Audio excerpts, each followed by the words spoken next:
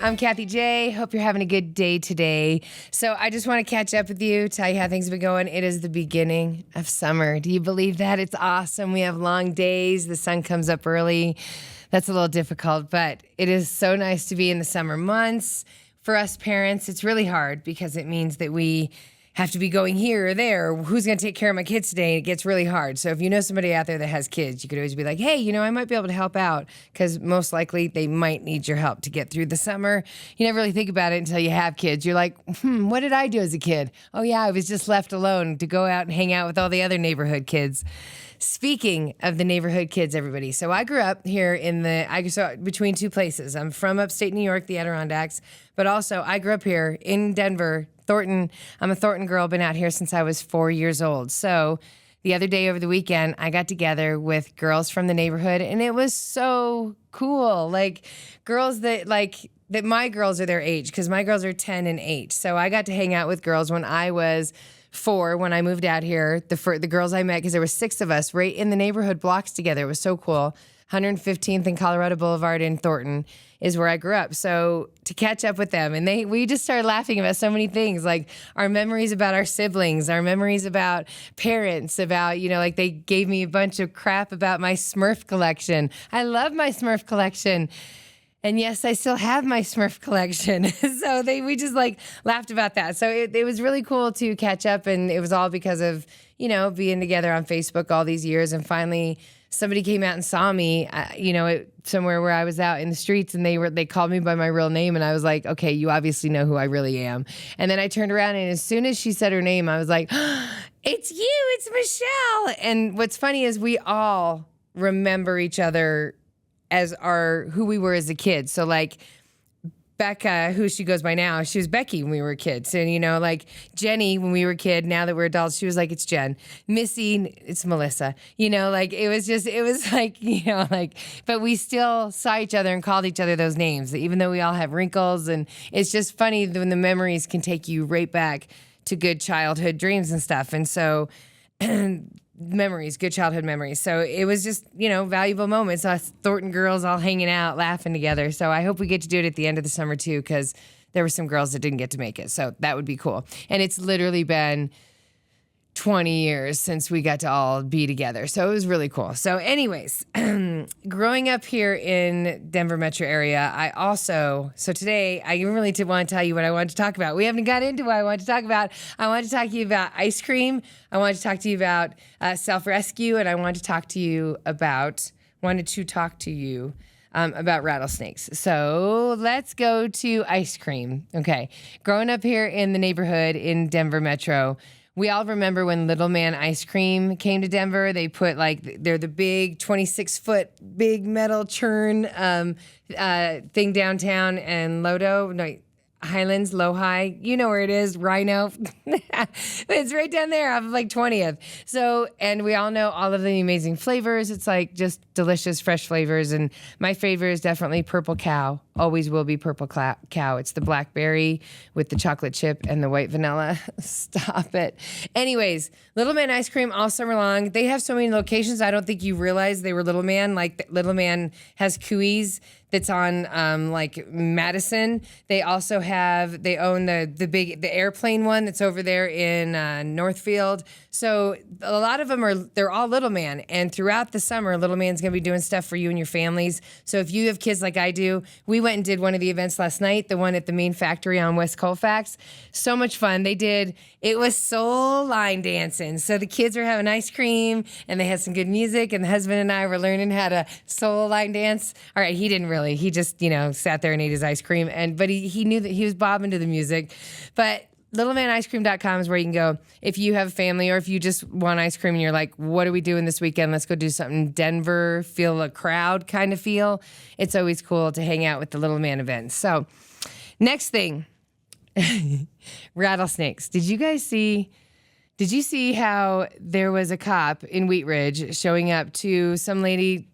A car was parked at let me get my thoughts together. Hang on a second. This is my intermission. So some car was parked at a trailhead over in Wheat Ridge. A girl is getting dropped off at an Uber to pick up that car. It's her car. At the same time, like police are there and they're like kind of doing flashlights on the cars left in the parking lot because it's dark. And he's like, hey, do you mind if I look in your car? And she's like, no, my friend left it here. I'm picking it up. So he is searching this girl's car and she's like, okay, go for it. And there's a Tupperware bin or a bin, right? And he lifts the lid up and it's a rattlesnake in it. A live rattlesnake. Oh my God. And thank God he gets the lid back on and he heard the because, growing up in Colorado, I don't know about you, but I was always taught to listen for that. So as soon as he hears he shuts the lid and he's like, oh my God, there's a rattlesnake? Like, who does that? Who just has a live rattlesnake? And how did you catch the live rattlesnake? And what are you doing with it? Why is it just in this airtight Tupperware? So there's a lot of questions that I hope they got to, but I think they ended up telling the lady, get it to a vet, whatever. But it reminded me of this story. Thank God the cop was cool. They're looking for the dude to be like, hey, or whoever her friend was that left it in the car. There was also drugs and stuff. So paraphernalia, I don't know if there was drugs, whatever. The point is, I wanted to get to my story of a rattlesnake. So growing up here in Colorado, we all have stories. Probably, most likely, you have come across a rattlesnake. If you've played outside, gone outside at any point here in Colorado growing up, at some point you'll cross one, whether it's on a trail or something. And I remember being a kid in Girl Scouts up at Ponderosa, and there was a rattlesnake, but we went around it. And then, there was a rattlesnake. I lived over by the conservatory. Do you know that we actually have like a rattlesnake? I don't know why we have this. A rattlesnake observatory. And it's over off of like Hamden and Tower. And it's like, what? But I lived over there. So sometimes on the trails, you would like, obviously that's their land. So let's build houses right next to the rattlesnakes. That's where I lived. And then now I live in a different area, but the different area is where my rattlesnake story happened. So I'm hanging out with my brother-in-law, Billy. I've got the kids. We just took a walk. We're starting to come in. We walk past the dog run. We're in the backyard, and it's all rocks, right? And all of a sudden, I hear that and I'm like, what is that noise? And I'm trying, and at first, I'm thinking it's a hose that, like water's leaking, right? It's like a spraying noise. And I'm like, what? And then I realize, like, the dog run is literally like the side of right here. And right on the other side of it, down there in the gravel, I'm seeing the rattlesnake and I'm hearing the rattle. And so my dog is deaf. I have 2 little kids. So as soon as, what happens as soon as you say, everybody watch out, there's a rattlesnake? What does everybody do? We all start stepping to where the rattlesnake probably is. And so I put them on high alert. Everybody, like my daughter moved this way. All of a sudden the deaf dog is over this way. I was like, so I moved everybody away. We finally realized, yes, that's it's a rattlesnake. It's got, I think, 6 prongs. So what does that mean? It was like 6 years old. And it's in the gravel. It's in there. So finally my brother-in-law and I filmed it. But he's, and I'm like way back here. Like I am so far back trying to film it, more than 6 feet, because you always hear that rattlesnakes can, or snakes in general, just jump right at you. So he's trying to like throw boulders on top of it. But all he's doing is he's just going more into the dirt, so it's not really crushing him. Finally, the snake starts to come out. Billy gets a hold of it, hits it with a shovel, and we knock it out, right? And so then comes the time to, how do you dispose of the rattlesnake? So I run in the house, and I got a King Soopers bag. So I bring it out to Billy, who is now trying to chop the head off the rattlesnake. Maybe he's chopped it off. It's not totally off. So is it off? Is he just stunned? So he's just trying to pull it out of the bush that is trapped in. And he's trying to, and then I just hand him a King Soopers bag. It's so sad. So then he's like, he honestly tried it first. And he goes, are you kidding me? Go and get me another one. So I go in. This time I come out with a white trash bag. So it still wasn't big. I don't know what I was thinking. So then finally he's like, stop. I need a real trash bag, like a long one that I can put the snake into. So then I realized, the black hefty trash bags. But it is so funny. And then you have to, where are you going to get rid of this thing? So it's just funny. Yes, rattlesnake stories. We all probably have one, especially if you go hiking or you hang out outdoors in Colorado. And the final thing I wanted to talk to you guys about was, first off, it's really good to hang out. I just feel like I haven't got to talk to you in a second. I was going, like you get overworked and then your balance just falls off. So in the middle of the balance, you're trying to take care of yourself. You're trying to take care of the people around you.